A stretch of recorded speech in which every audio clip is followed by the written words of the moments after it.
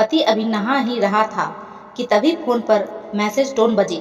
पत्नी मोबाइल के पास में ही खड़ी थी। उसका ध्यान फोन की तरफ गया। उसने सहज ही फोन उठाकर मैसेज पढ़ा। हाय, गुड मॉर्निंग डियर।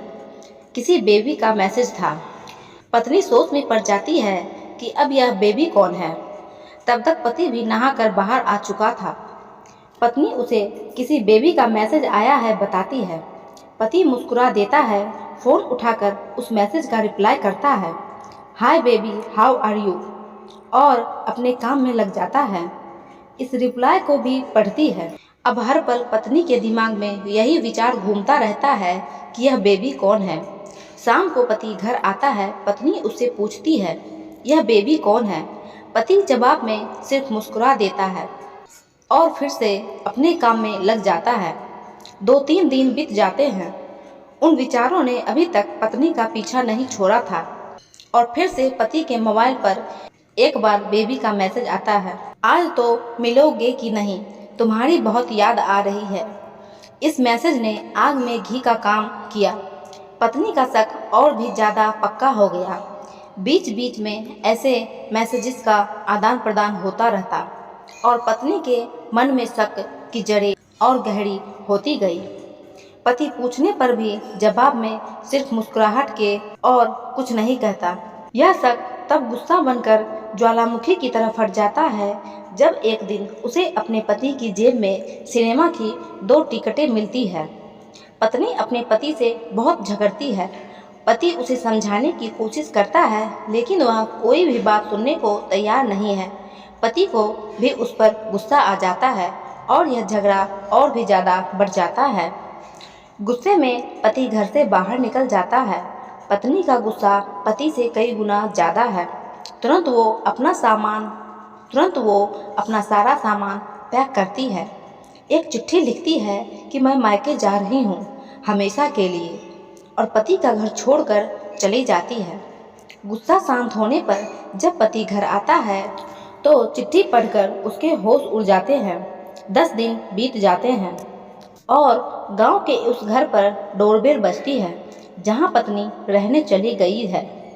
पत्नी दरवाज़ा खोलती है। दरवाजे पर 10 साल की एक छोटी बच्ची हाथों में चिट्ठी लिए खड़ी है। वह पत्नी को वह चिट्ठी देती है। बच्ची से वह चिट्ठी लेकर पत्नी चिट्ठी खोलकर पढ़ती है, डियर वाइफ, जिस बेबी की वजह से हम दोनों में इतने झगड़े हुए, तुम हमारा घर छोड़कर यहाँ चली आई। यह बच्ची जो अभी तुम्हारे सामने खड़ी है वह वही बेबी है, अनाथ आश्रम की एक प्यारी बच्ची। इसी के साथ मैं बातें करता था, सिनेमा जाता था। पहली बार जब तुमने बेबी के बारे में पूछा था तो मैंने जानबूझकर तुम्हें नहीं बताया था। सोचा था थोड़ा मजाक करता हूँ, देखता हूँ तुम कैसे रिएक्ट करती हो। लेकिन मैंने यह कभी नहीं सोचा था कि तुम्हारा शक इतना बढ़ जाएगा कि तुम घर ही छोड़ दोगी। हाँ, सबसे ज़रूरी बात तो यह बेबी है। वह किसी और की नहीं बल्कि तुम्हारी ही बेटी है। रुको, अपने आप को संभालो और आगे की बात ध्यान से पढ़ो। हमारे शादी के 2 साल पहले की यह बात है। तुम अपने कॉलेज के लास्ट ईयर में थी। तुम्हारे मित्र ने नोट लेने के बहाने तुम्हें बुलाया था और तुम्हें चाय में नशीली दवाई खिलाकर ना करने वाला काम किया था। इसमें तुम्हारी कोई गलती नहीं थी, लेकिन कुदरत ने अपना काम किया और तुम्हारे पेट में इस बेबी को डाल दिया। काफ़ी प्रयास करने पर भी ऑपरेशन नहीं हुआ तो तुम्हारे घर वालों ने समाज के डर से तुम्हें 6 महीने तक घर में ही रखा।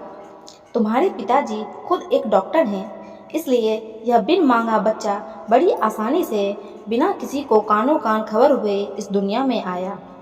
भविष्य में तुम्हारी शादीशुदा जिंदगी में कोई प्रॉब्लम ना हो, इसलिए तुम्हारे पिता ने इस बच्चे को गांव के एक अनाथ आश्रम में छोड़ दिया।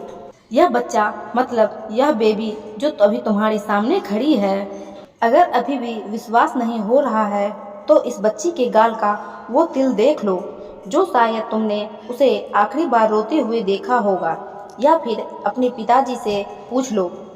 पत्नी जल्दी से उस बच्ची को पास में लेकर उसके गालों का तिल देखती है। उसका मन भर आता है, उसकी आंखों में आंसू आ जाते हैं। लेकिन अभी भी चिट्ठी बाकी है, इसलिए वह आगे पढ़ती है। मुझे पता है अभी भी तुम्हारे मन में यह सवाल उठ रहा होगा कि यह सब मुझे कैसे पता। तुम्हें बता दूं कि यह सब तुम्हारे खुद के पिता ने ही अपने मन में उठ रहे पश्चाताप को शांत करने के लिए शादी के 1 महीने पहले मुझसे मिलकर सारी बातें मुझे बताई थी। उन्होंने यह भी कहा था कि अगर मैं चाहूँ तो शादी से इनकार कर सकता हूँ। मैंने तो तुम्हें स्वीकार किया क्योंकि इस पूरी घटना में तुम्हारी कोई भी गलती नहीं थी और हमारी शादी हो गई। तुमने मुझे बहुत प्यार दिया, लेकिन तुम्हारे पिता से बेबी के बारे में जानने के बाद मैं उसे मिले बिना नहीं रह पाया। मैं बीच बीच में उसे मिलता था। उससे मिलना, उसके साथ समय बिताना मुझे अच्छा लगता था। इतनी प्यारी बच्ची बिना किसी गलती की क्यों सजा भुगते? बस इसलिए मैं उसे थोड़ी सी खुशी देने की कोशिश करता था। बस मुझे इतना ही कहना था। अब अगर तुम फिर से अपने घर आकर मेरे साथ रहना चाहो और सिर्फ तभी गैलरी में आ जाओ। अब अगर तुम फिर से अपने घर आकर मेरे साथ रहना चाहो तब और सिर्फ तभी गैलरी में आ जाओ। तुम्हारा और सिर्फ तुम्हारा डियर पति।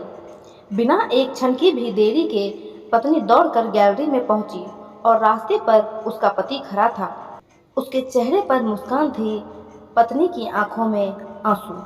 पति बोला, कारण कुछ भी हो, अपने दोनों के बीच में कभी भी शक को थोड़ी सी भी जगह मत दो, क्योंकि दुनिया में हर बीमारी का इलाज है, लेकिन शक नाम की बीमारी का कोई इलाज नहीं है। मन शांत रखो, जो भी मन में आए एक दूसरे को बताओ। तो दोस्तों, कैसी लगी आपको आज की ये कहानी?